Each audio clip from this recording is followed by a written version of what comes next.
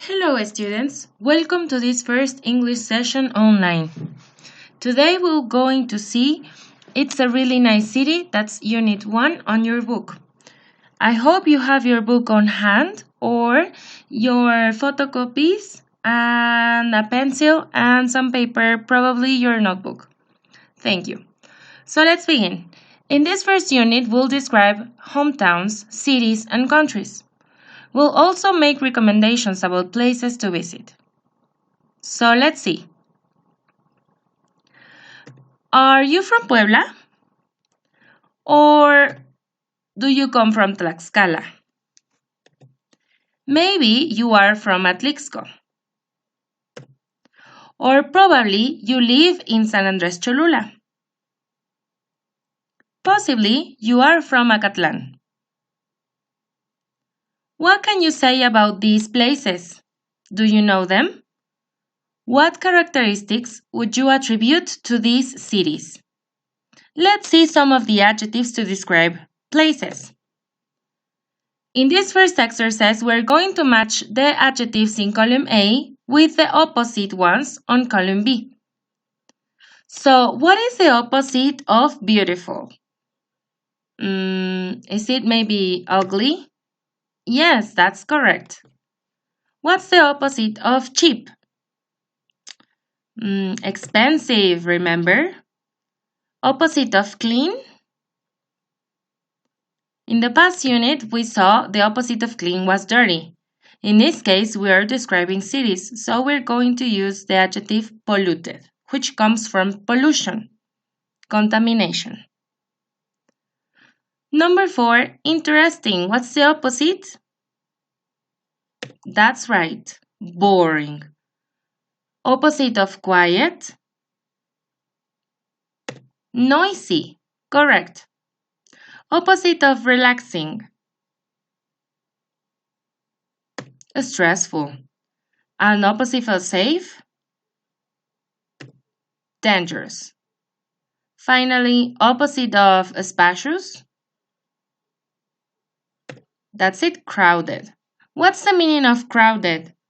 It means when a space is full of people, too much people. Now we have to fill out the number 9 and 10 with other adjectives. We could say, for example, what is the opposite of big? Small. That's right. Opposite of modern? Old or antique. Correct. Now choose two places you know and describe them to your partner using the words in part A. For example, what could we say about Tlaxcala? Or what could we say about Acatlan? Think of some ideas. Let's continue.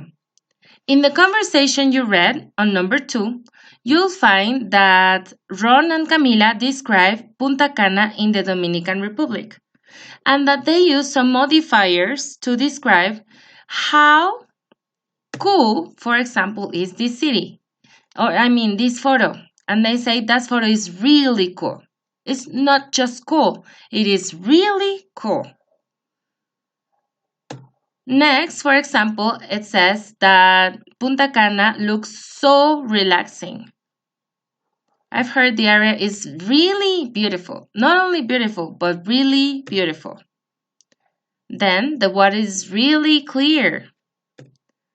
And the prices are pretty reasonable. Now, how far is it from Santo Domingo? It is not too far from the capital. And it sounds very interesting. Do you see these adverbs? They are modifying the characteristics of the city. In these examples, we're going to see it's not just a big cell phone on the left. On the right, it is an extremely big cell phone. On the left is a weird outfit, but on the right, we've got a very weird outfit.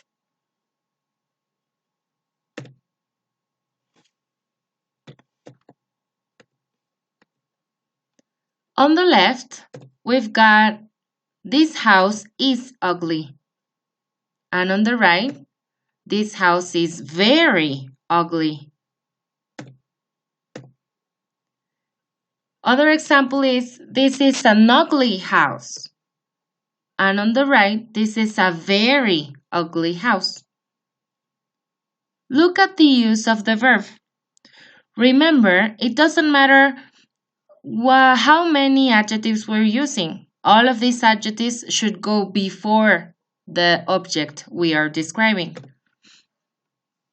So we're gonna see these adverbs of intensity. We've got extremely to express a lot of quantity, and then very and really, more or less pretty, and finally fairly or somewhat. Remember, 0% is not at all. Now in this case, we've got 2, and 2 is always negative. Remember the position of these adverbs of intensity is before the adjective we're describing. And also remember that the adjective goes always before the object we are describing. Let's see some other examples.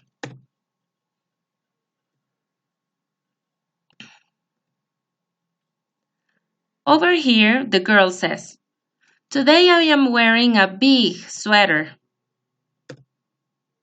And the kid says, "This sweater is too big for me." Remember, too is negative. It is like in Spanish, demasiado. It's not good. Now it says, "Her boyfriend is ugly." And over here, her boyfriend is too ugly for her. Too, negative.